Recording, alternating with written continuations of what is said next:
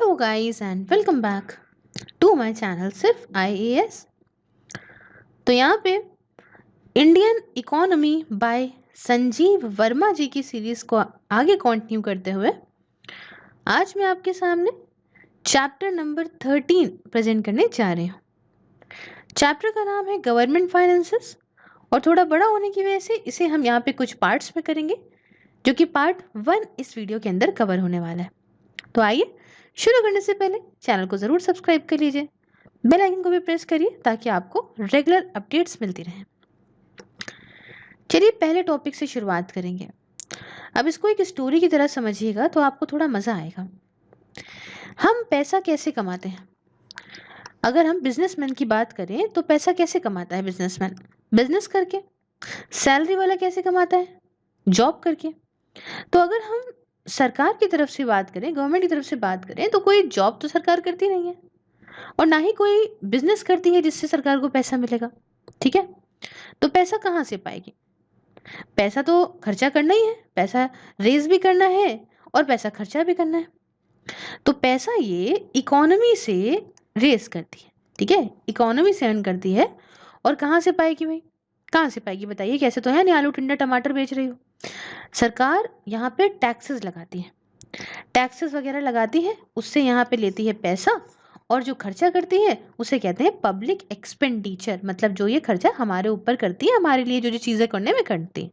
ठीक है, अब एक ऐसी पॉलिसी जो किसी भी तरह से सरकार के जो ये पैसा रेस कर रही है, जो पैसा अपने पास पा रही है, रेवेन्यू जो उसका आ रहा है, इसके रेवेन्यू को और अपने खर्चे को, मतलब स्पेंड जहाँ कर रही है और रेस जहाँ से कर रही है, अगर किसी भी तरह से कोई भी पॉलिसी इस चीज़ को अफेक्ट करे तो इसे फिस्कल पॉलिसी बोलते हैं।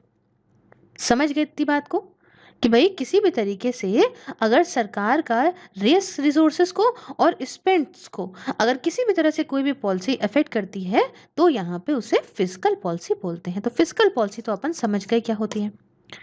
अब बात आती है कि क्या ऑब्जेक्टिव्स हैं फिस्कल पॉलिसी के हमारे देश के अंदर।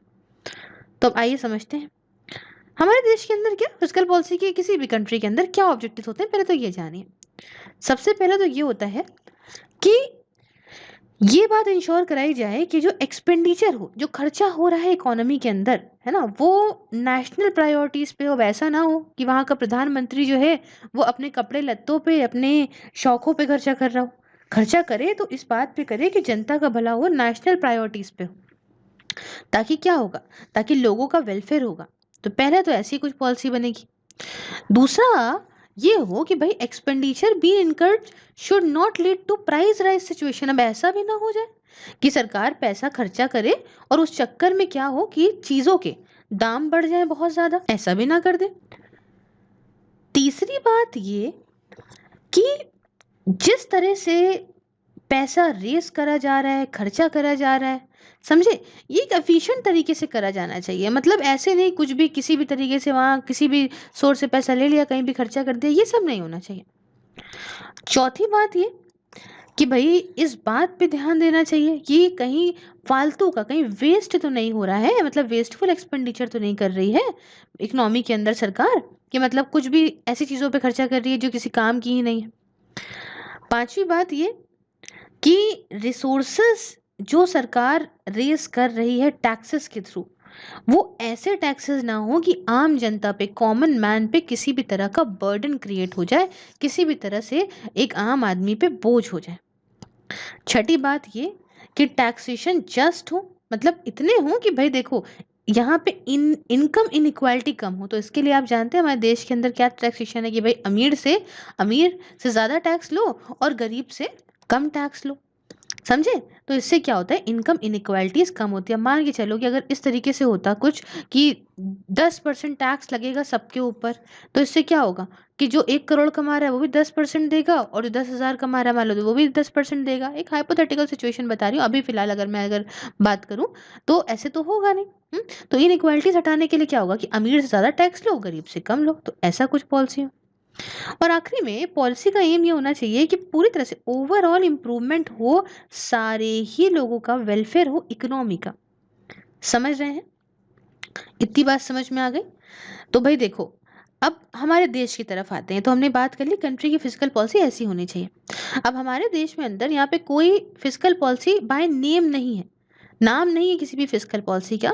बस हमारे यहाँ उद्देश्य ये है कि भाई एनुअल फाइनेंशियल स्टेटमेंट, जिसे हम लोग बजट कहते हैं ना, हाँ, तो बजट पार्लियामेंट के सामने रखा जाता है ना, उसमें जो चीज़ें हैं उसे हमें अचीव करना होता है, और उसी हिसाब से यहाँ पे फिजिकल पॉलिसी हमारे देश के अंदर बनती है। ठीक है, इतना समझ लिया?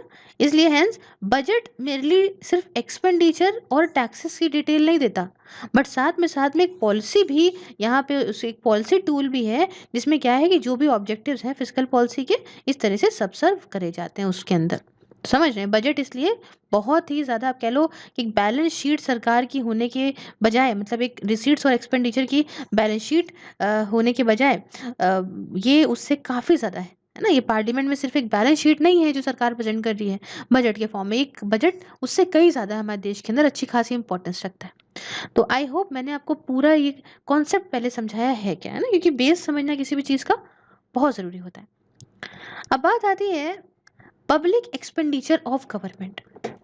अब समझते हैं, पब्लिक से ऐसी समझ लीजिएगा कि अपने लोगों पे खर्चा हो रहा है, सरकार खर्चा कर रही है। तो पहले से समझते हैं, देखिए पब्लिक एक्सपेंडिचर सरकार करती है। कौन करता है? सेंट्रल गवर्नमेंट कर रही है। हम बड़े लेवल पे बात कर रहे हैं, ठीक है, हम सेंट्रल गवर्नमेंट को लेके चल रहे हैं। 2016-17 तक क्या मामला था कि सरकार पूरी तरह से दो तरीके का एक्सपेंडिचर डिफाइन करती थी। एक वो कहती थी कि ये प्लान एक्सपेंडिचर है। प्लान एक्सपेंडिचर का मतलब जो एक्सपेंडिचर से क्या है कि भाई इन्वेस्टमेंट अलग अलग एरियाज में किया जा रहा है, 5 ईयर प्लान्स में किया जा रहा है, या अलग अलग सेक्टर्स में हम इकोनॉमी के जो भी खर्चा कर रही है सरकार, उसे जो है सरकार ने नाम दिया था प्लान एक्सपेंडिचर का, क्योंकि प्लानिंग करके खर्चा कर रही है। अब ये कैपिटल या रेवेन्यू हो सकते थे अपने नेचर में, है ना, मतलब यहाँ पे मशीन वगैरह भी ले ली, या ऐसा कुछ भी खर्चा करा जिससे जो है उनको रेवेन्यू जनरेट हो रहा है, किसी भी तरह से हो सकते थे। अब कैपिटल एक्सपेंडिचर क्या होता है, मैंने बताया ना, कैपिटल एक्सपेंडिचर कि मतलब असेट्स वगैरह क्रिएट कर रही है इकोनॉमी के अंदर, कि मतलब कुछ बनवा दिया या कुछ मशीन ले लिया, कुछ भी, ठीक है, तो उसके बाद होना ही है कि भाई ग्रोथ तो होनी है। तो इस तरीके से ये हो सकते थे। या अगर हम दूसरी बात करें, एग्जाम्पल के तौर पे समझाएं, तो मान लीजिए ऐसा है कि पावर प्लांट सरकार ने मान लीजिए कि कहीं पे सेटअप करा, तो पावर प्लांट के लिए सेटअप करेगी तो क्या है, वो कैपिटल एक्सपेंडिचर है ना, एक एसेट बन रहा है, एक पावर प्लांट बन के तैयार हो रहा है। क्लियर है? और रेवेन्यू एक्सपेंडिचर क्या होता है, ये रिकरिंग होता है नेचर में, कि मेंटेनेंस वगैरह के लिए खर्चा कर रही है ना। मान लो पावर प्लांट बन गया, उसमें मशीन लगी है, तो उसके लिए खर्चा कर रही है, तो मशीन वगैरह चलती रहे, है ना। तो दो तरह के यहाँ पे हो गए। अभी हम प्लान एक्सपेंडिचर की बात कर रहे हैं। अब दूसरा वाला सरकार ने डिफाइन किया था, मतलब ये 2016-17 तक था, ठीक है। दूसरा वाला सरकार ने कहा था, उस समय कहा था कि ये नॉन प्लान एक्सपेंडिचर है। पहला समझ गए ना, प्लान एक्सपेंडिचर बहुत अच्छे समझ गए, हमने आपको कैपिटल और रेवेन्यू के टर्म्स बता दिया। अब जो नॉन प्लान एक्सपेंडिचर है वो क्या है? वो ऐसा खर्चा जो कि 5 ईयर प्लान में ना आ रहा हो, बट तब भी सरकार को करना हो, कुड अगेन बी इधर रेवेन्यू और कैपिटल। मतलब ये प्लान में नहीं आ रहा है कि 5 ईयर प्लान का हिस्सा नहीं है, लेकिन तब भी सरकार इस खर्चे को करती है। और ये भी दो तरह का होता है, एक कैपिटल एक्सपेंडिचर और दूसरा मैंने आपको क्या बताया, रेवेन्यू एक्सपेंडिचर। तो अब आप कहेंगे कि मैम इसमें किस तरह से होगा मामला? तो हमारे देश भारत के अंदर नॉन प्लान एक्सपेंडिचर ये 70% है टोटल एक्सपेंडिचर का, वही जगह प्लान एक्सपेंडिचर ये सिर्फ और सिर्फ 30% है। मतलब इन दोनों में रेशियो देखें तो 70% ये है और 30% ये है। ये हालत चल रही है, मतलब ज्यादातर जो खर्चा कहाँ हो रहा है, नॉन प्लान एक्सपेंडिचर में हो रहा है, accordingly for 63% of total expenditure.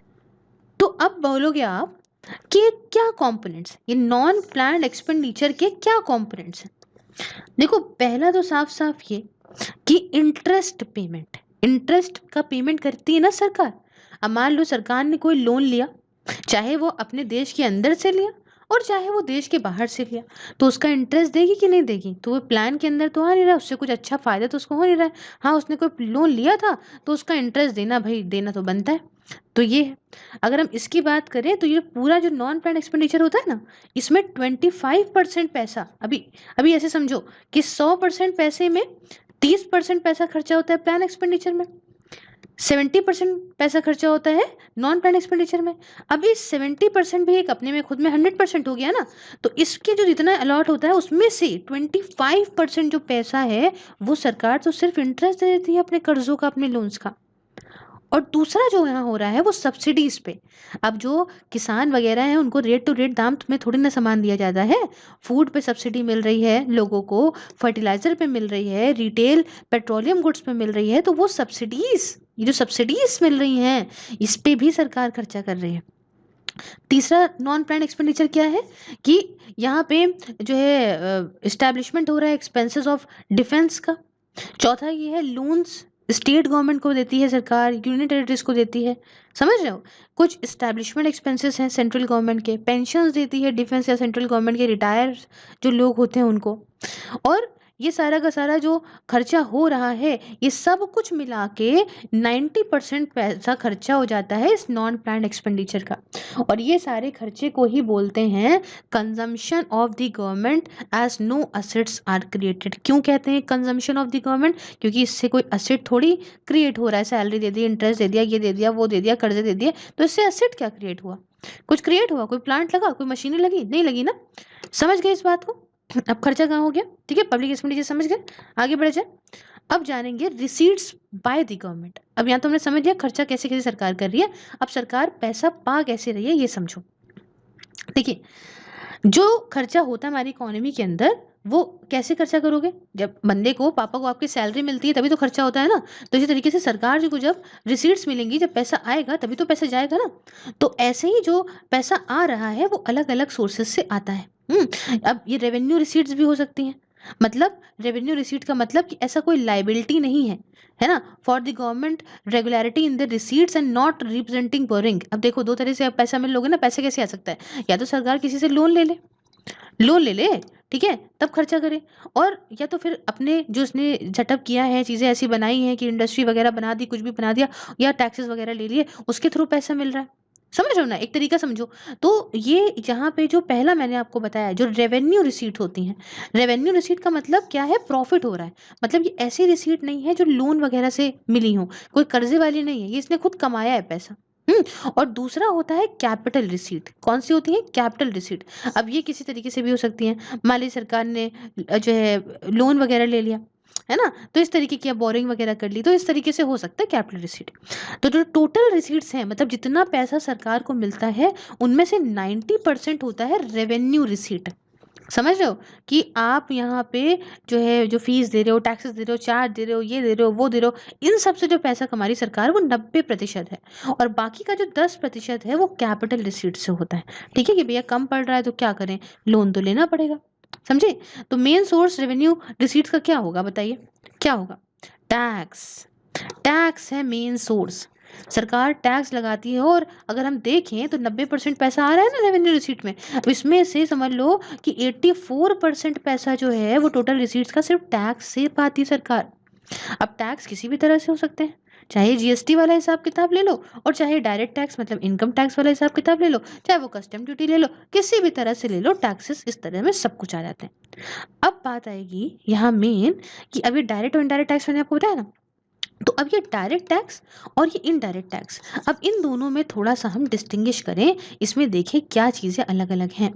Direct tax तो आप जानते हैं कि बंदे के ऊपर लग गया, जिस पे टैक्स लगा उसी को ही देना है। अब मान लीजिए आप जॉब कर रहे हैं तो आप पे लगा तो आपको देना है, ऐसा नहीं कहेंगे कि पड़ोसी के मौसा दे दे टैक्स, कोई बात नहीं, नहीं चाचा पापा तुम दे दो, ऐसी कोई नहीं, आप पे लगा है तो आपको देना है। इसका मतलब ये नहीं है कि मतलब आप किसी से मांग के नहीं दे सकते, बिल्कुल दे सकते हैं, लेकिन ये आपको ही देना है। समझ रहे? टैक्स बर्डन बंदे पे ही पड़ेगा, शिफ्ट नहीं हो सकता कि कोई बात नहीं आज अब ये वाला तुम भाई दे दो मेरा वाला और देखा जाएगा दोबारा का, ऐसा नहीं है। ठीक है, आपको ही देना पड़ेगा। एग्जाम्पल के तौर पे बताऊं, income tax, corporate tax, wealth tax, समझे? इन केस अगर सब्जेक्ट आइडेंटिफिएबल नहीं है या बर्डन शिफ्ट नहीं हुआ सकता, वो कहलाता है इनडायरेक्ट टैक्स।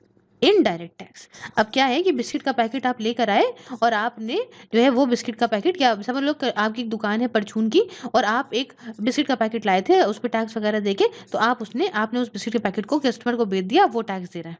समझ गए इस बात को? तो शिफ्ट कर सकते हो आप। अब कॉमन एग्जांपल बताएं तो एक्साइज ड्यूटी हो गई, है ना, कंपनीज देती हैं, मैन्युफैक्चरिंग एक्टिविटीज देती हैं, जो भी है एक्साइज ड्यूटी देती है ना, इधर से उधर कर रही, कस्टम ड्यूटी देती है, इंपोर्ट कर रहे हो अगर आप गुड तो जो है कस्टम ड्यूटी देनी पड़ेगी आपको, सर्विस टैक्स हो गया, है ना, सर्विसेज वगैरह के बदले, अब तो खैर जीएसटी है मेन चीज़, तो समझे उसी में सब कुछ, ये सब तो नहीं, लेकिन हाँ मेन चीज़ें जितनी भी हैं डायरेक्ट टैक्सेस की, सेल्स टैक्स वगैरह सब उसमें कवर हो जाता है। अब देखिए 55% जो टैक्स रेवेन्यू का है वो कैसे आता है, वो आता है डायरेक्ट टैक्सेस से, वाइल 45% जो है रेवेन्यू का वो आता है इनडायरेक्ट टैक्सेस से। तो इस तरीके से हम समझ गए, मतलब कंफ्यूज मत होइएगा, मतलब यहाँ कहने का मतलब है टैक्सेस से तो सरकार पा रही थी पूरा पूरा पैसा, समझ रहे हो आप, मतलब 84% पैसा जो है वो टैक्सेस से पा रही थी, अब उसमें भी यहाँ पे इनडायरेक्ट और डायरेक्ट टैक्सेस है ना, तो इसमें ये जो है डिवीजन बताया है कि 55% जो है वो टैक्स रेवेन्यू का वो डायरेक्ट टैक्सेस से आता है, और 45% जो है वो आता है रेवेन्यू टैक्सेस से या इनडायरेक्ट टैक्सेस से। अब जो बेस है जिस पे टैक्स अप्लाई होता है इनडायरेक्ट टैक्सेस पे, वो वैल्यू जो है भी हो सकता है, ये सब इतना मत चाहिए, ठीक है, अभी जीएसटी है इतना क्लियर रखते हैं अपन लोग, ठीक है, इसको क्लियर रखते हैं। अब कुछ टैक्सेस जो है वो सेंट्रल गवर्नमेंट लगाती है, and at the same time it is also collected by the central government, मतलब समझिए कुछ टैक्सेस जो है वो सेंट्रल गवर्नमेंट लगाती है और सेम टाइम पे ये कलेक्ट भी करे जाते हैं सेंट्रल गवर्नमेंट की तरह, जैसे कि इनकम टैक्स सेंट्रल गवर्नमेंट लगाया, सेंट्रल गवर्नमेंट कलेक्ट कर रही है। गौर से समझिएगा इस बात को, मैं कहना क्या चाहती हूँ, टैक्स भी सेंट्रल गवर्नमेंट ने लगाया और कलेक्ट भी सेंट्रल गवर्नमेंट कर रही है। ये इनकम टैक्स हो गया, कस्टम ड्यूटी हो गई, एक्साइज ड्यूटी हो गई, या सर्विस टैक्स हो गया, ये सब सेंट्रल गवर्नमेंट लगाती है और सेंट्रल गवर्नमेंट ही कलेक्ट करती है। लेकिन कुछ ऐसे भी टैक्सेस होते हैं जिसे सेंट्रल गवर्नमेंट लगाती तो है, बट वो कहे कि स्टेट की सरकार को, राज्य की सरकार को, कि भाई साहब आप हमारे बदले कलेक्ट कर दो, समझ रहे हो, जैसे सेंट्रल सेल्स टैक्स जो कि आपका इंटर स्टेट मूवमेंट पे लगता है गुड्स की, जैसे अभी तो जीएसटी के अंदर आ गया सब, ठीक है। कुछ दूसरे टैक्सेस भी हैं जो यहाँ पे लगाए भी जाते हैं स्टेट गवर्नमेंट के द्वारा और कलेक्ट भी करे जाते हैं स्टेट गवर्नमेंट के द्वारा, जैसे कि सेल्स टैक्स, जीएसटी वगैरह, octroi, municipal taxes, road taxes, entertainment taxes, agriculture taxes ये सब हमने इधर कुछ ले लिया, वो खैर अभी इन्होंने अपडेट नहीं करा है किताब के अंदर, हम ये सारा कुछ जीएसटी में मान लेते हैं, सपोज करो, ठीक है, वो अपनी अपनी जगह पे अपने अपने सेक्शन के अंदर डिवाइड है। फिलहाल हमने जो मेन चीज़ समझी वो क्या समझी, कुछ टैक्सेस जो है वो सेंट्रल गवर्नमेंट लगाती है, सेंट्रली कलेक्ट करती है, कुछ टैक्सेस जो सेंट्रल गवर्नमेंट लगाती है स्टेट से कलेक्ट करवाती है, और कुछ टैक्सेस स्टेट गवर्नमेंट लगाती है और स्टेट कलेक्ट करती है, ठीक है। तो इस तरह का मेन मामला समझ लो। अब जो बेसिस है टैक्स रेवेन्यू को शेयर करने का सेंटर और स्टेट के बीच में, इसे फाइनेंस कमीशन डिसाइड करती है। तो आपने इतना समझा होगा, पढ़ा होगा, आप इस समय देख भी रहे होंगे कि अगर यहाँ पे बात ये आ जाए कि किस बेसिस पे टैक्सेस तो कलेक्ट हो गए, लो भाई कलेक्ट कर लिए, है ना, पैसा आ गया सेंट्रल गवर्नमेंट के पास, तो किस बेसिस पे सेंट्रल गवर्नमेंट अपने इस पैसे को स्टेट गवर्नमेंट के साथ डिवाइड करेगी, तो ये सब कुछ बताने वाली है हमारी प्यारी फाइनेंस कमीशन, ठीक है। अब फाइनेंस कमीशन को कौन बनाता है जरा हमको बताइएगा कमेंट बॉक्स में, पूरा पूरा चैप्टर पढ़ाया था मैंने आपको। तो देखिए यहाँ पे जो 14th फाइनेंस कमीशन है इंडिया के लिए, इसे आपका 2 जनवरी 2013 में बनाया गया था, और कमीशन के chairman farmer reserve bank of India के गवर्नर वाई वी रेड्डी थे। रिकमेंडेशन इस कमीशन की फोर्स में आई अप्रैल 2015 में, और इन्होंने कहा भाई कि they took effect for a 5-year period from date 2015 to 20, इतना कुछ। अभी यहाँ पे जो 15th फाइनेंशियल कमीशन बनी, अभी हम यहाँ पे आ जाते हैं, ठीक है। 15th फाइनेंस कमीशन जो बनी वो बनी 2017 के नवंबर में, एंड इसने भी रिकमेंडेशन दी कि कितना टैक्सेस होना चाहिए, कैसे होना चाहिए, किसको देना चाहिए, दूसरे मैटर्स को लेके दी अगले 5 सालों के लिए, जिसमें 1 अप्रैल 2020 से लेके 2025 तक के लिए ये मामला चलता, 5 सालों के लिए। और इसके 15th वाली जो फाइनेंस कमीशन, उसके चेयरमैन का नाम था नंद किशोर सिंह। क्या नाम है इनका? नंद किशोर सिंह। अब यहाँ पे दो और एडिशनल टैक्सेस होते हैं। अब एडिशनल टैक्सेस, अब आप कहेंगे हैं अब आप ही क्या बता रही है, एडिशनल टैक्सेस क्या होते हैं? देखिए एक तो होता है सरचार्ज। सरचार्ज के बारे में आपने खूब सुना होगा। ये एडिशनल रेवेन्यू है जो माना जाता है कि जो टैक्स है ना, टैक्स के ऊपर लगा दिया जाता है, जो टैक्स आपको देना है उसके ऊपर कुछ एक्स्ट्रा चीजें लगा दी, उसे बोलेंगे सरचार्ज। एग्जाम्पल बताते हैं, मान लो कि टैक्स के ऊपर सरचार्ज लग रहा है 5% और टैक्स है 100 रुपए का, तो 100 रुपए में 5% लगाया, कितना हो गया? 5 रुपए। तो इसको इसमें जोड़ दो भाई, तो 105 रुपए हो गया बढ़ के, समझे? ये होता है एक एडिशनल टैक्स। और दूसरा होता है सेस। सेस के बारे में काफ़ी सुना होगा, एजुकेशन सेस, ये सेस, वो सेस। तो सेस सिमिलर है, जैसे सरचार्ज होता है ना, उसी तरीके से सेस भी होता है। Except the amount collected by way of cess is meant solely for specific funding. अब यहाँ पे क्या है कि देखो, यहाँ पे क्या, किसी भी जो सरचार्ज है, सरचार्ज के ऊपर क्या होता है कि किसी भी टैक्स के ऊपर ये लग गया, ठीक है। लेकिन यहाँ पे सेस जो लगता है वो है वही चीज़, लेकिन एक्स्ट्रा अगर हम कहें जो पैसा लिए जा रहा है, वो पैसा स्पेसिफिक किसी फंडिंग या किसी वजह के लिए लिया जा रहा है। जैसे कि मान लो एजुकेशन सेस, तो जो पैसा कलेक्ट होता है वो सिर्फ और सिर्फ एजुकेशन में ही जाएगा, कहीं इधर उधर नहीं जाएगा। समझ गए दोनों में डिफरेंस क्या है? अब कंपोनेंट्स क्या है इस रेवेन्यू रिसीट्स के, अदर देन टैक्सेस। अब टैक्सेस के अलावा सरकार कैसे पैसा पा रही है? ये डिविडेंड्स पा रही है ना, जो कि आपका सरकार पब्लिक सेक्टर से पाती है, या इंटरेस्ट जो स्टेट गवर्नमेंट देती है। मान लो कि स्टेट गवर्नमेंट ने सेंट्रल गवर्नमेंट से लोन ले लिया, तो उस लोन क्या इंटरेस्ट देगी ना सेंट्रल गवर्नमेंट को, तो ये पैसा मिल जाएगा। और ऐसे बहुत सारे तरीके हैं। और इस तरीके से कैपिटल रिसीट जो सरकार की है, इसमें ये है कि लोन वगैरह की रिकवरी हो गई, या ग्रांट सरकार को मिल गई कहीं से, है ना, या सरकार को assistant receive by the government etcetera. तो ऐसा कुछ यहाँ पे हो जाता है।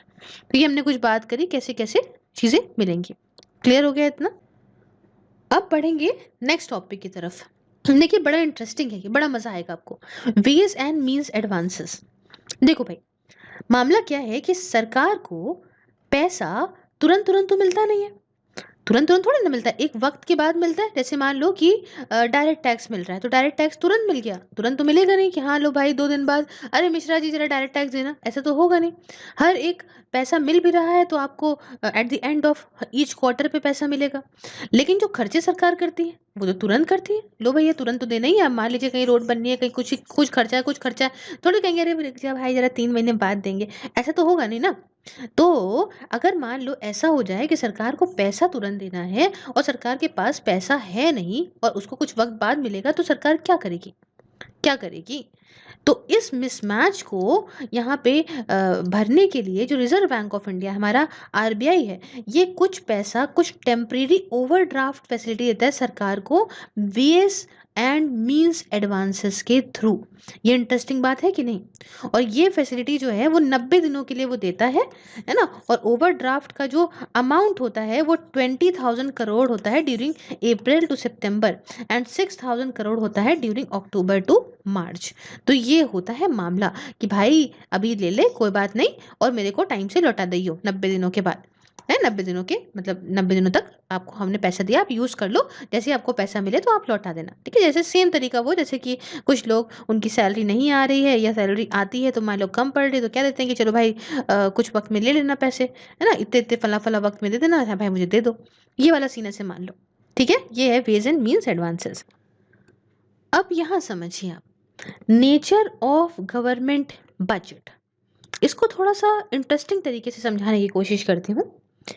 देखो भाई, ये तो हमने समझ लिया है ना, रिसीट समझ लिया, एक्सपेंडिचर समझ लिया, लेकिन आपके दिमाग में ये जरूर आया होगा कि क्या होगा अगर खर्चा ज्यादा कर दे सरकार और सरकार को पैसा कम मिले, तो क्या होगा? तो ये डेफिसिट हो जाएगा। क्या होगा? डेफिसिट हो जाएगा ना। और अगर मान लो ऐसा हो जाए कि भाई यहाँ पे पैसा ज्यादा मिल जाए और खर्चा सरकार कम किए, तो क्या हो जाएगा? तो सरप्लस हो जाएगा। अब इसी कॉन्सेप्ट को थोड़ा अच्छे से समझते हैं। क्या अच्छा होगा? आपके दिमाग में आया होगा ना, क्या डेफिसिट होना अच्छी बात है, या सरप्लस होना अच्छी बात है, या बैलेंस बजट होना अच्छी बात है? तो इस बात को समझने के लिए आपको पूरा कॉन्सेप्ट समझना पड़ेगा। आप क्या सोचते हैं जब आप जॉब करते हैं, सैलरी करते हैं, बिजनेस करते हैं, कुछ भी है ना, कहीं जॉब करते हैं या सैलरी आती है या बिजनेस करते हैं, कुछ भी ऐसा आपके साथ है, तो आप क्या करते हो? आपको जो पैसा मिलता है आप उसी में खर्चा करते हो ना। मतलब अगर हम मोटा मोटा देखें तो पर्सनली, एक पर्सनल बजट की बात करें तो बजट कैसा होता है? आपके घर वाले, आपके माँ बाप हमेशा से क्या कहते आते होंगे, तुम्हारे पापा की सैलरी आएगी ना बेटा तो हम ये दिला देंगे। और सुनो सैलरी तो बेटा आ रही है 40,000 रुपये मान लो आ रही है ना, एक नॉर्मल तरीका बोलते हैं ना, ठीक है, कम बोलूंगी तो फिर कहेंगे नहीं नहीं हमारा ज़्यादा है, ज़्यादा बोलूंगी तो कहेंगे कम है। एक मान लेते हैं 30-40,000 रुपये सैलरी आ रही है, तो ठीक है बेटा इतना इतना देने के बाद हम लोग के पास 10,000 बचेगा, तो हम आपको उसका कुछ सामान दिला देंगे। तो यही हर घर में हम लोग अपने बाप हो चाहे आप हो, हम लोग बचपन से ही सुनते आ रहे हैं ना। लेकिन ऐसा नहीं होता सरकार के केस में। गवर्नमेंट क्या करती है, गवर्नमेंट पहले अपने खर्चे इकट्ठा करती है। मतलब कि सरकार देखती है कि सबसे पहले कितना हमारा खर्चा आएगा और उसके बाद सोचती है कि कहाँ से हम पैसा इतना लेके आए। समझ रहे हो ना इस बात को? समझ रहे हो? ये होता है सरकार का मामला। तो इसलिए जो ये बजट बनता है काफ़ी स्ट्रक्चर होता है, कि मतलब डेफ़िसिट ओरिएंटेड होता है, कि मान लो पैसा नहीं आ पाया तो हम पैसा कहाँ से लेकर आएँगे। समझ रहे हैं? तो ये पूरा सरकार सोच के चलती है।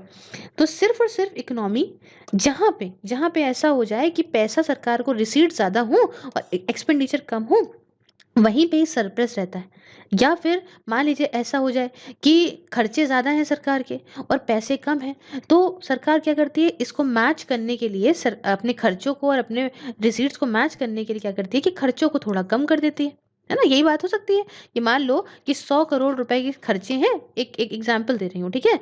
और जो पैसा मिल रहा है वो 80 करोड़ रुपए मिल रहा है, तो 20 करोड़ के खर्चे किसी तरीके से वो कम कर देगी सरकार, तभी तो मैच कर पाएगी ना इसको।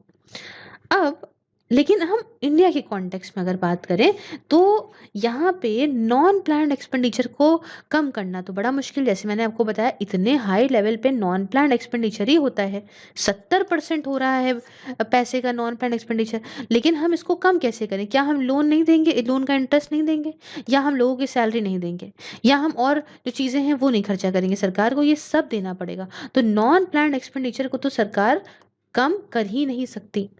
तो अब क्या होगा? अब कैसे मैच करेंगे हम? तो मैच करती है सरकार उसको प्लान्ड एक्सपेंडिचर से।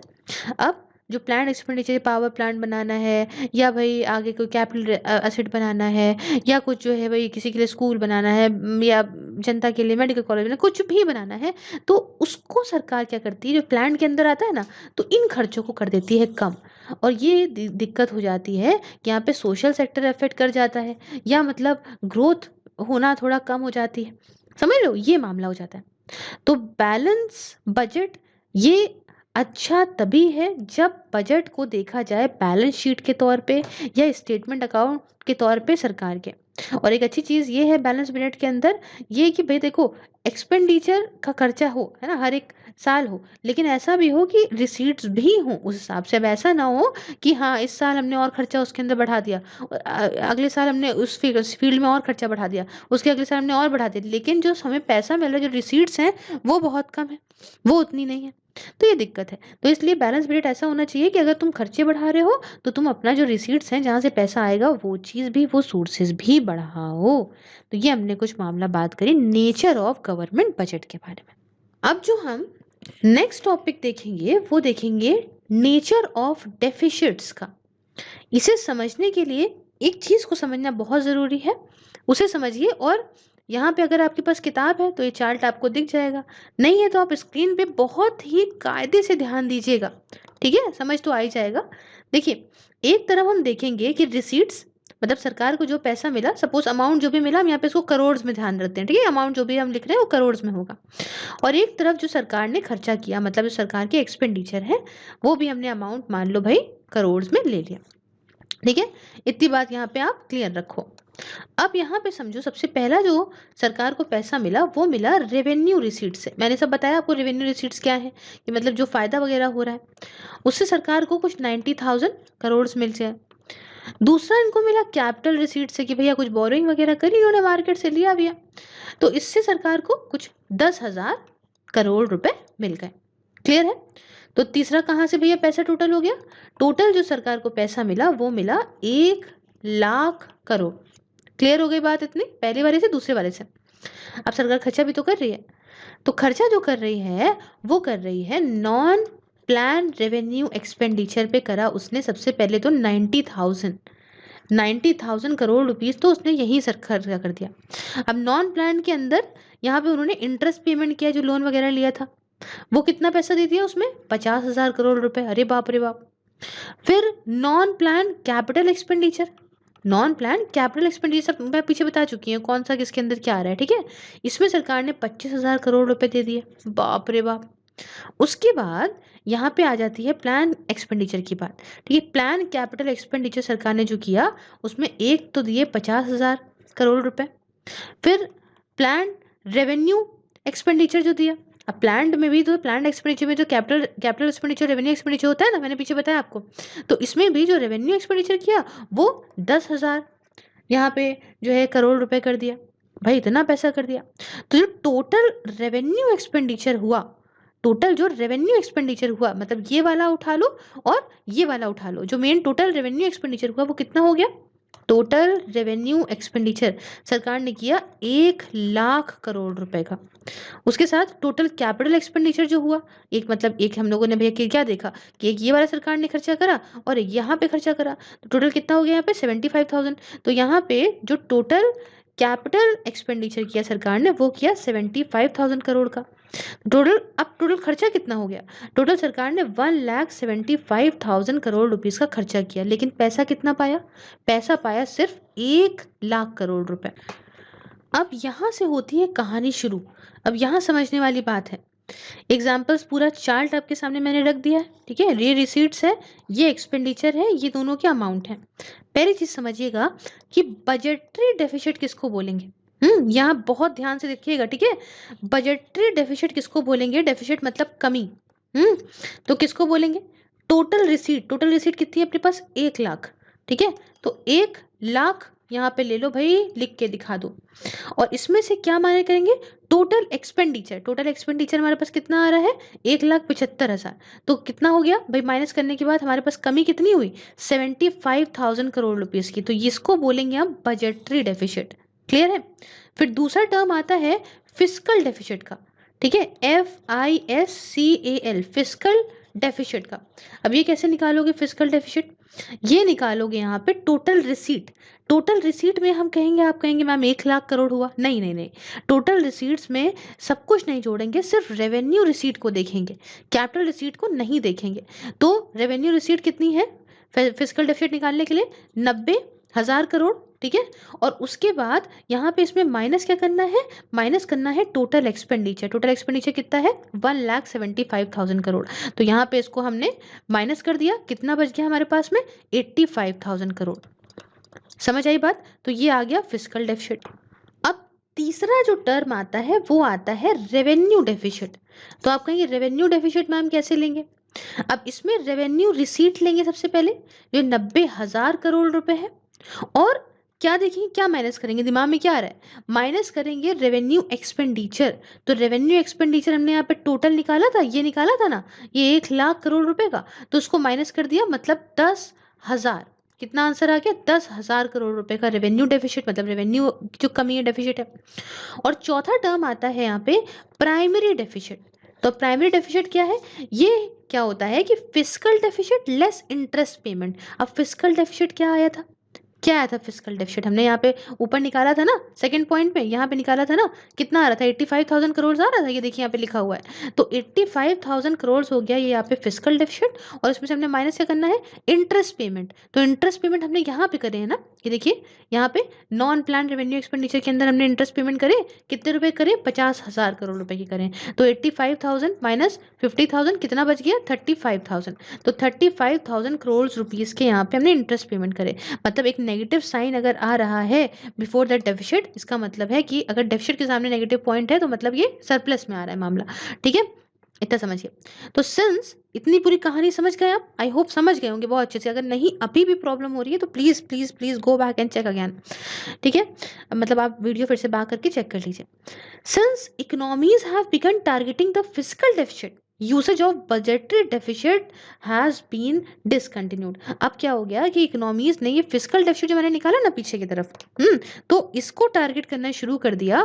तो इस वजह से अब क्या मामला हो गया कि जो बजटरी डेफिसिट का यूज होता था ये अब खत्म कर दिया गया, और बाकी जो बचा है ना कि फिस्कल रेवेन्यू प्राइमरी के बेसिस पे जो आप कह सकते हो कि डेंजरस है, तो ये it is not the fiscal but the revenue deficit. मतलब अगर डेंजरस की बात करेंगे, तीनों में से खतरा किस में है? फिस्कल वाले में, रेवेन्यू वाले में, या प्राइमरी वाले में? तो कौन सा बजट में यहाँ पे देखें तो किसमें खतरा है?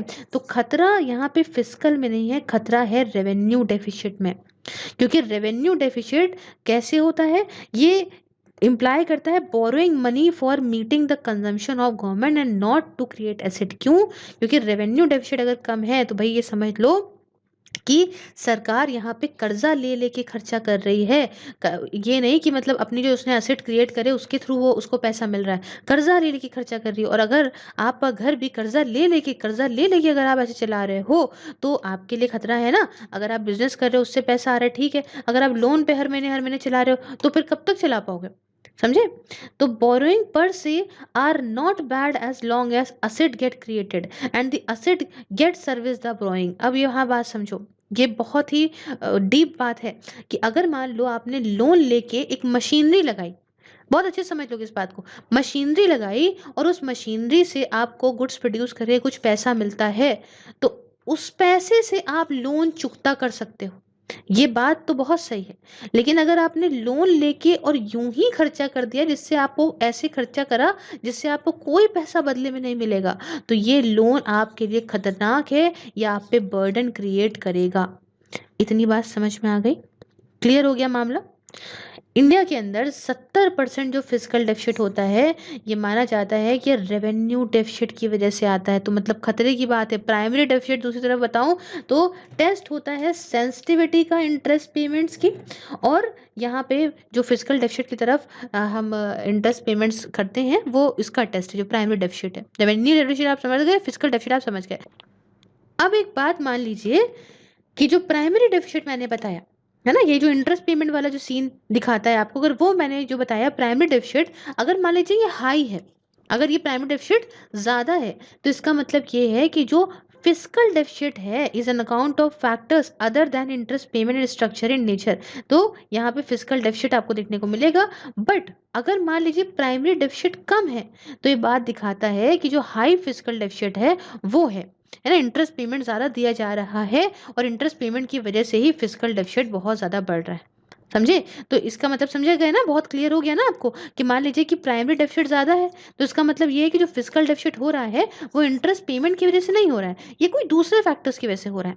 लेकिन अगर अगर ऐसा हो जाए कि प्राइमरी डेफिसिट कम हो जाए, तो ये दिखाएगा कि जो फिजिकल डेफिसिट हो रहा है वो इंटरेस्ट पेमेंट की वजह से ज़्यादा हो रहा है। और यही चीज़ इंडिया के अंदर देखने को मिलती है कि सरकार ने इतना पैसा ले रखा है कि उस पैसे को देने के लिए वो इतना इंटरेस्ट पे करती है, जिसकी वजह से फिजिकल डेफिसिट और क्रिएट होता है। क्लियर है। Hence we started by saying that nature of government budget is deficit oriented. तो आप ये बात कह सकते हो कि सरकार का जो ये बजट बनाने का तरीका है, नेचर है इस बजट का, ये डेफिसिट ओरिएंटेड है। But too much of deficit is also bad as it contribute to inflation, क्योंकि ज़्यादा डेफिसिट भी गलत है। क्यों? क्योंकि इससे इन्फ्लेशन बढ़ता है। अब सरकार खुद भी सोचो ना कहीं से पैसा ला लू के मार्केट में खर्चा करते खूब, तो क्या होगा कि rise in the price of assets, या असेट्स कह रही हूँ, गुड्स एंड सर्विसेज हो जाएंगे ना, चीज़ों के दाम बढ़ना शुरू हो जाएंगे, किसी भी वजह से हो सकता है ये। जैसे बहुत सारे फैक्टर्स बनते हैं, वो हम बाद में पढ़ेंगे। तो काफ़ी मुश्किल है ये कहना कि क्या सेफ लेवल होगा फिजिकल डेफिसिट का, ये बात अभी भी काफ़ी मुश्किल है, समझे। तो आप कहोगे कि कुछ आसपास का बता दीजिए कि मतलब थोड़ा सा क्लियर रहे, कितना हो कितना ना हो ये। तो एक बेसिक थंब रूल उन्होंने ये निकाला है कि ये जो डेफिसिट है, फिजिकल डेफिसिट है, वो जीडीपी का 3% जो होता है ना, उससे कम ही रहे तो ज़्यादा अच्छा है ना। तो यहाँ पे बहुत सारे ऐसे कंपल्जन है सरकार के लिए जो एक्सपेंडिचर कंट्रोल मुश्किल बना देते हैं, स्पेशली कि सरकार की जिम्मेदारियां जो सोशल वेलफेयर स्कीम्स के ऊपर है, इंफ्रास्ट्रक्चर डेवलपमेंट वगैरह के ऊपर है। तब खुद सोचो कि सरकार ने कह दिया कि भैया हम आयुष योजना पे इतना खर्चा करेंगे, हम किसान सम्मान निधि पे इतना खर्चा करेंगे, हम ये देंगे, हम जीवन ज्योति योजना है, खूब सारी सरकार ने अपनी स्कीम्स चला रखी हैं। तो क्या हर जो भी इनका रिकरिंग टाइम है उस टाइम पे क्या सरकार जो है उन पे खर्चा नहीं करेगी? ज़रूर करेगी। तो इस खर्चे को वो कैसे रोके? तो इस खर्चे को पूरा करने के लिए सरकार को पैसा तो कहीं ना कहीं से लाना पड़ेगा। तो भाई मामला ये कि सरकार ने इन सब चीज़ों को ध्यान में रख के यहाँ पे कहा कि हम एक डेफिनेट टाइम फ्रेम को सेट करेंगे जिससे हम फिस्कल और रेवेन्यू डेफिसिट को कम करें। किसके under? Fiscal responsibility and budget management act के अंदर, FRBMA इसे बोलते हैं ना, याद है पढ़ा होगा कि हम धीमे धीमे यह मैंने बताया ना आपको, रेवेन्यू जो डेफिसिट है बड़ा खतरनाक है। तो धीमे धीमे हम इन्होंने कहा कि हम रेवेन्यू डेफिसिट को कम कर देंगे और 0.5% हर एक साल कम करेंगे, ताकि धीमे धीमे ज़ीरो हो जाए 2007-8 तक। ठीक है। और फिजिकल डेफिसिट के रेफरेंस में इन्होंने कहा इनका एम ये था कि हम इसको 0.3% से हर साल कम करेंगे फ्रॉम ईयर बिगनिंग फ्रॉम 2004-5 से, और धीमे धीमे हम इसको भी ख़त्म कर देंगे। लेकिन आप जानते हैं टारगेट पूरे नहीं हो पाए, और 2007 की ही बात है जब ग्लोबल पूरे ही वर्ल्ड में क्राइसिस आ गई। क्राइसिस बहुत ही फेमस थी, है ना। अब इसमें ये था कि एक फिजिकल स्टिमुलस पैकेज हो जाए इंडिया के लिए, एक इंडिया के लिए फिजिकल स्टिमुलस पैकेज लाया जाए, जिससे भाई ये खतरा ना हो कि इंडियन इकोनॉमी जो है वो रिसेशन की जाल में फंस जाए, है ना। भाई रिसेशन में ना जाए, इसलिए ज़रूरत थी हमें एक फिजिकल स्टिमुलस पैकेज की। और इसलिए भाई एक कॉन्शियस डिसीजन लिया गया ताकि यहाँ पे FRBMA प्रोविजन को थोड़ा सा रिलैक्स करें जब तक के लिए सिचुएशन इम्प्रूव नहीं हो जाती। जैसे कि मैंने आपको ऊपर बताया, फिर समझिएगा यहाँ पे पहले ऊपर क्या कहा गया कि हर साल 0.5% से यहाँ पे रेवेन्यू डेफिसिट को कम करेंगे और फिजिकल डेफिसिट को यहाँ पे 0.3% से कम करेंगे। लेकिन चूंकि 2007 में आ गई ऐसी ग्लोबल फाइनेंशियल क्राइसिस, तो भाई इतनी जल्दी नहीं कम कर सकते थे, तो इसलिए था कि थोड़ा सा इसमें रिलैक्सेशन दी जाए ताकि जब तक सिचुएशन नहीं ठीक होती है हम यहाँ पे इस टारगेट के चक्कर में इसमें ना भागे। अभी फिलहाल हम प्रेजेंट सिचुएशन देखें। क्लियर है? If the expenditure needs are inflexible, अगर भाई जो हमारा खर्चा करने की भाई एक्सपेंडिचर जो हमारी नीड्स है, ज़रूरतें हैं, वो इनफ्लेक्सिबल हैं और डेफिशिट्स जो हैं वो आ रहे हैं, तो एक लौता ये तरीका था कि to augment the receipts, and this is where the government has focus. तो भाई पैसा बढ़ाने की बात थी, जब खर्चे तुम्हारे यहाँ पे ज़्यादा हैं और पैसा यहाँ पे तुम्हें चाहिए, ठीक है, तो कैसे सरकार बढ़ाएगी? अगर कर्जा लेगी तो दिक्कत में फंस जाएगी। तो सरकार ने कहा कि हम टैक्स रिफॉर्म्स लेकर आते हैं, क्योंकि टैक्स से ही सबसे ज़्यादा पैसा सरकार को मिलता है, तो हम टैक्स में ऐसे रिफॉर्म्स लेकर आएँ जिससे हमें थोड़ा और मजबूती बने और हमें टैक्सेस के थ्रू पैसा मिल जाए। ठीक है, इतनी बात समझ में आ गई। तो यहाँ पे ज़रूरत था कि अब टैक्स को बढ़ाया जाए GDP रेशियो में। प्रेजेंटली वो 10% था, उस समय 10% था, स्पेशली इसलिए बढ़ाया जाए ताकि भाई हम सरकार के पास और ज़्यादा पैसा आने लगे। ये भी आप समझ गए हैं। तो ध्यान कहाँ दोगे? ध्यान दोगे कि भाई हम धीमे धीमे यहाँ पे प्रोपोर्शनैलिटी बढ़ा दें, है ना। तो इससे क्या होगा कि मान लो जैसे कि हम जिसे 10 रुपए ले रहे थे, अगर हमसे थोड़ा ज़्यादा लेने लग जाएंगे, मतलब परसेंटेज बढ़ा देंगे टैक्स का, तो इससे क्या होगा, परसेंटेज बढ़ेगा तो हमारे पास पैसा भी ज़्यादा आएगा। यही बात तो मोटी मोटी है ना, समझ गए इतनी बात को? अब ये ग्रोथ ऑफ एन इकोनॉमी के लिए बहुत ज़रूरी था, और रिसेंटली फाइनेंस मिनिस्ट्री ने यहाँ पे फिजिकल डेफिसिट का टारगेट अभी की बात बताऊँ तो 3.3% रखा है फॉर द फिजिकल ईयर 2019-20, मतलब पिछले साल की बात है। इवेंट जो कि इकोनॉमिक स्लो डाउन का था, जिसकी वजह से आप जानते हैं काफ़ी स्लिप हुआ टैक्स कलेक्शन में, और काफ़ी कुछ यहाँ पे सरकार ने अनाउंस करा, है ना, कि इन्वेस्टमेंट कैसे होगा, क्या होगा। खैर ये तो अभी आगे आने वाला वक्त बताएगा। अभी तो फिलहाल प्रेजेंट टाइम है, तो कोरोना के चलते इकोनॉमी की हालत बहुत ज़्यादा ही गंभीर हो चुकी है। हमने आपको फिलहाल बैकग्राउंड बताया, तो अब हम मेजर टॉपिक पढ़ेंगे, वो है टैक्स रिफॉर्म्स का। तो भाई देखो, पैसा चाहिए तो कुछ टैक्स में रिफॉर्म्स लाने की ज़रूरत थी, और हम इस हेड को बहुत अच्छे से पढ़ेंगे। और अभी फिलहाल हम टैक्स रिफॉर्म्स जो इनडायरेक्ट टैक्सेस में आए उसको समझते हैं। अब डायरेक्ट और इनडायरेक्ट टैक्सेस तो आप जानते हैं, मैंने बता दिया, पहले पीछे बता दिया। अब यहाँ पे इनडायरेक्ट टैक्सेस के अंदर रिफॉर्म्स के बारे में समझेंगे, एक एक तरीके से बहुत अच्छे से समझिएगा। जैसे कि मैंने आपको पहले स्टार्टिंग में बताया था कि जो इनडायरेक्ट टैक्सेस हैं वो 45% पैसा कंट्रीब्यूट करते हैं इस टैक्स रेवेन्यू में। और पैसा कहाँ से आता है? ये एक्साइज ड्यूटी से आता था, मैंने बताया ना। जो एक्साइज ड्यूटी किस पे लगती थी? जो मैन्युफैक्चरिंग एक्टिविटीज होती है ना, उसकी वैल्यू पे लगती थी इकोनॉमी के अंदर।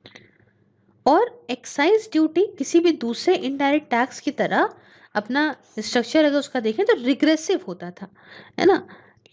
अब एग्जाम्पल के तौर पे बताती हूँ, एग्जाम्पल समझोगे आप। एक्साइज ड्यूटी अगर सॉल्ट पे बताएं तो वो 10% है उसके फैक्ट्री प्राइस का, 10 रुपए के, है ना। तो इसका मतलब क्या हो गया कि ओवरऑल 10% फैक्ट्री प्राइस 10 रुपए, तो मतलब 10 रुपए मान लो उसका फैक्ट्री प्राइस है, उसका 10% कितना हुआ? 10 रुपए का 10% 1 रुपए। तो मतलब अगर हम ओवरऑल देखें तो कितना रुपए जो है पैकेट ऑफ सॉल्ट पे आप दे रहे हो? 11 रुपए।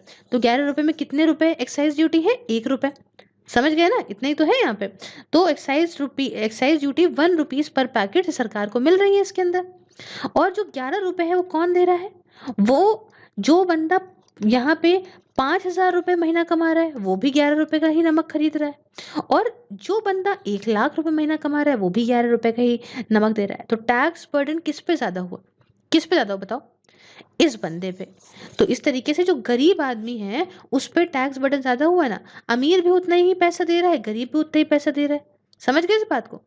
दूसरी बात ये कि कई सारे excise structure, multiple multiple rates, इससे क्या होता है कि भाई देखो, नमक पे अलग लग रही है, चीनी पे अलग लग रही है, चाय की पत्ती पे अलग लग रही है, या किसी भी फैक्टर पे तेल पे अलग लग रही है, तो अलग अलग लग रही है, तो अलग अलग इंटरप्रिटेशन टैक्स का निकाल रहे हो ना। तो इससे क्या है, यहाँ पे टैक्स इवेजन होता, कि मतलब किस तरीके से बंदा क्या करता है, जब टैक्स देने की बात आती है तो कुछ में इसमें डाल देता अपने टैक्स बर्डन को, किसी दूसरे प्रोडक्ट में डाल देता, किसी दूसरे में डाल देता, क्योंकि कोई एक टैक्स नहीं है, सब में अलग अलग है।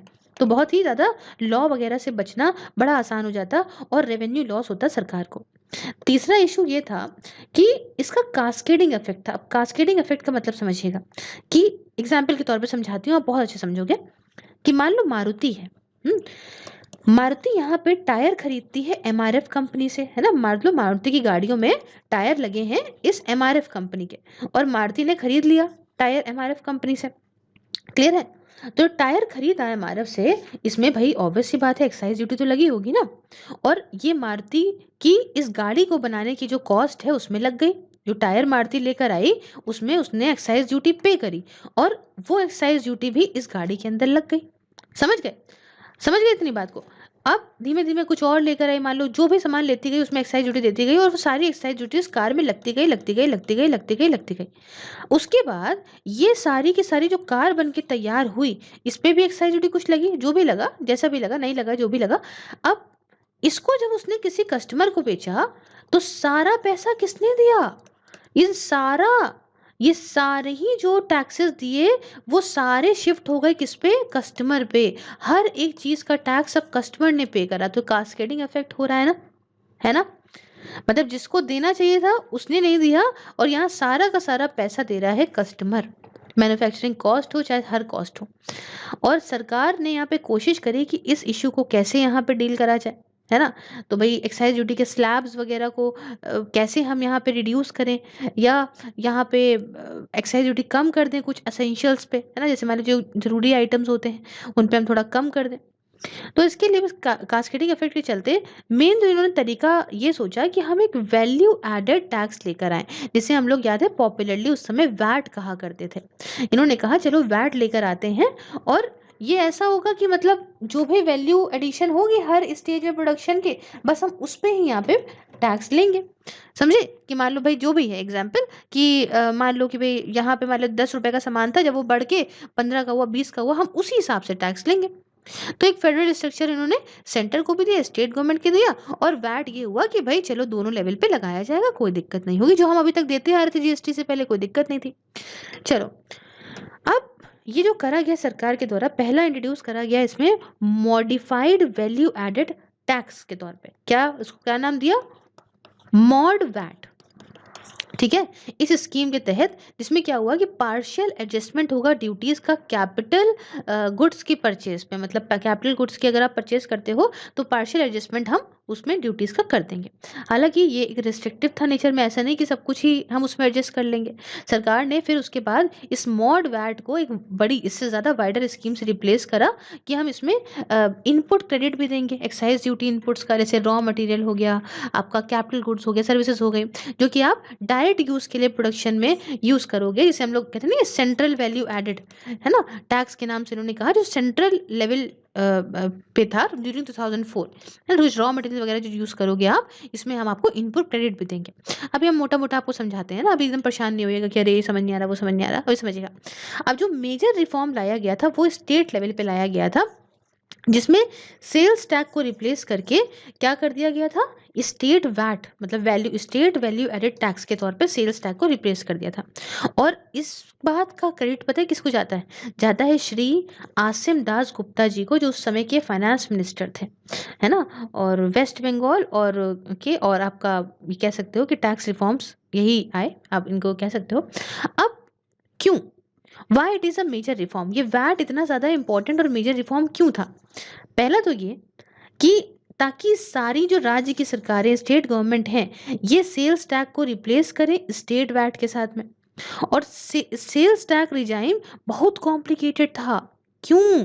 क्योंकि हर एक प्रोडक्ट के लिए एक अलग टैक्स, और अलग अलग प्रोडक्ट, मान लो सपोज करो सोप की बात हो रही है, ठीक है, सोप है, मान लो साबुन है, तो साबुन पहली चीज तो यहाँ पे अगर मान लो वेस्ट बंगाल में बिक रहा है तो अलग टैक्स उस रेट उसके ऊपर अलग सेल्स टैक्स लगेगा, और किसी और स्टेट में बिक रहा है तो उसमें अलग सेल्स टैक्स लगेगा, किसी और में बिक रहा है तो किसी अलग टैक्स लगेगा, मतलब सेम प्रोडक्ट के अलग अलग स्टेट में अलग अलग टैक्स रेट थे सेल्स टैक्स पे, ठीक है। और स्टेट वैट में ये था कि one product one tax rate, मतलब एक अगर प्रोडक्ट है, अगर सोप है, सोप पे अगर मान लो 5% टैक्स लग रहा है तो 5 ही% लगेगा, चाहे वो किसी भी स्टेट में तुम चले जाओ, हर एक स्टेट में 5% ही लगेगा, समझे।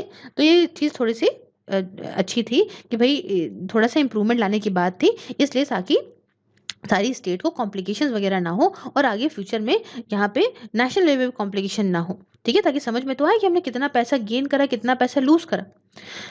If in a particular state sales tax was high of say 24%, but consensus under a state VAT was only 12.5% for that good, clearly there will be revenue loss for that government। अब मान लो अगर हम ऐसे बात करें तो मान लो किसी एक पर्टिकुलर स्टेट में सेल्स टैक्स जो है वो 24% है, but consensus under the state VAT, जो स्टेट वैट के अंदर वो सिर्फ और सिर्फ 12.5% आ रहा है, तो यहाँ पे तो लॉस हो रहा था ना। मतलब पहले मान लो वो 24% जिस चीज़ का पैसा वसूल कर रही थी, और मान लो बाद में वैट के तहत कहा गया कि सब प्रोडक्ट का एक ही टैक्स होगा, और मान लो बाद में उसी प्रोडक्ट का जिसका वो 24 पहले लेती थी वो 12.5 हो गया, तो इनको घाटा हो रहा था। तो स्टेट गवर्नमेंट के अंदर स्टेट वैट जो है इफेक्टिव हो गया 1 अप्रैल 2005 से, कुछ फीचर्स के साथ। अब फीचर समझिए क्या क्या थे वैट के अंदर। पहला तो state VAT is not a new tax but only a change in a way of collecting tax from a final stage to a value addition stage. अब यहाँ पे क्या है, इन्होंने पहली चीज़ तो ये कहा कि जो स्टेट वैट है, मतलब स्टेट वैल्यू एडेड टैक्स है, ये यहाँ पे कोई एक नए तरह का टैक्स नहीं है, बट जो पुराना वाला टैक्स था यहाँ पे सिर्फ तरीका बदला गया है टैक्स को कलेक्ट करने का फाइनल स्टेज में, है ना। फाइनल स्टेज पे जो कलेक्ट करते थे, अब इससे हम वैल्यू एडिशन स्टेज पे कलेक्ट करने लगे हैं। तो पहली चीज तो उन्होंने ये कही।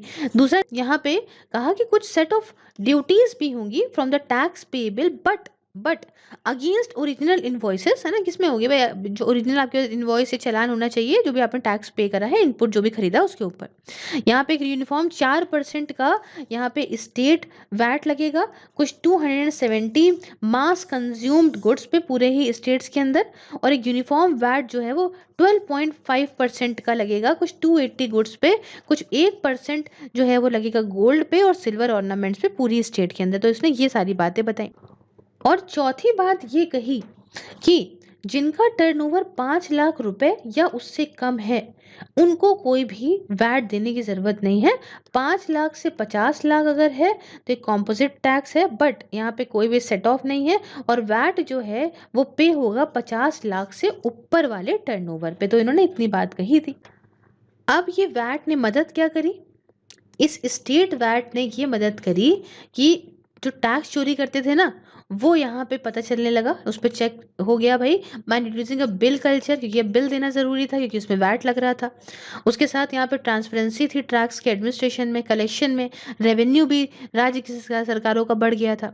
उसके साथ फर्दर बताऊँ तो as a part of deeper reforms सरकार जो है वो ये कह रही थी कि अब इंटीग्रेट टैक्सिंग ऑफ गुड्स होगी, सर्विसेज होगी अलग अलग रेट पे, separately into one tax with one tax rate. अब यहाँ पे बात क्या चलने लग गई थी, प्रपोजल आने लगा था कि भाई अब हम ये जो चल रहा है ना वैट वाला सीन चल रहा है ना, इससे तो फायदा है लेकिन इससे भी चीज़ें थोड़ी सी गड़बड़ हैं अभी, तो इसके बदले हम क्या लेकर आएंगे, एक देश हो जिसके अंदर एक टैक्स हो, ठीक है। और यही बात थी कि one tax with one tax rate as goods and services tax, जिसे नाम दिया जा रहा था भाई GST, goods and services tax का। दोनों ही सेंटर और स्टेट के लिए एक चीज़ होगी, और यहाँ पे सेंट्रल गवर्नमेंट के तौर पे सीजीएसटी जो होगा उसे नाम देंगे, और स्टेट गवर्नमेंट पे यहाँ पे इसी जीएसटी को एसजीएसटी बोल देंगे, यहाँ पे मतलब तुम्हारा स्टेट जीएसटी।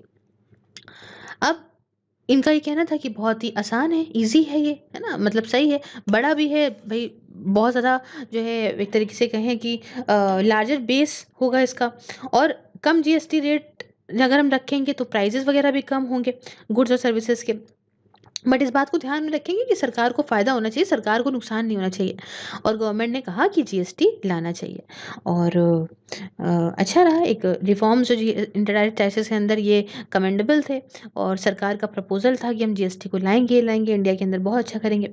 तो मेन यहाँ पे समझिए कि जीएसटी की जो बुराई करते हैं, जीएसटी में कोई बुराई नहीं है। GST was a very very very very very nice tax system, लेकिन उसकी इम्प्लीमेंटेशन में प्रॉब्लम हुई है।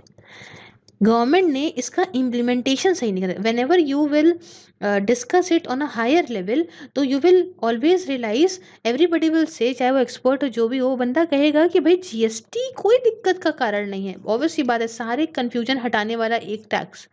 लेकिन इसकी इम्प्लीमेंटेशन में प्रॉब्लम है। ये तो वही बात हो गई कि वड़ा पाव की दुकान खोल रहे हो आप, तो वड़ा पाव अगर बेचना चाहते हो ऐसी जगह पे जहाँ पे किसी ने ना खाया हो, तो आइडिया बहुत अच्छा है। लेकिन अगर उसमें आप उसको किसी कोने में, किसी गली में जाके एकदम खोपचे की दुकान में खोल लो जहाँ पे जनता ही ना रहती हो, और आप फिर कहो कि अरे मेरा तो वड़ा पाव का आइडिया फ्लॉप हो गया, तो वो गलत है। हर एक चीज़ को, अपने जो भी आइडिया, उसका इम्प्लीमेंटेशन बहुत इंपॉर्टेंट होता है, जो कि इसमें दिक्कत था। वैसे ही डिमोनेटाइजेशन में भी था। क्या ये अनएंडिंग टॉपिक है। फिलहाल मैंने आपको टैक्स रिफॉर्म्स के बारे में बताया। मिलेंगे नेक्स्ट पार्ट में आपसे। आई होप आपको ये बहुत अच्छा लेसन लगा होगा। बहुत ही बारीकी से मैंने चीज़ों को समझाने की कोशिश करी है। Till then, if you like the video, please like the video, share it with your friends, subscribe your channel Sirf IAS, and if you want to follow me on any other social media platform, link is in the description. You can watch these videos on Facebook also, just like the page Sirf IAS. And of course, if you want to join my membership and enjoy the various perks, just press the join button and enjoy the various perks. Thank you so much for discussion. Have a wonderful day ahead. Take care.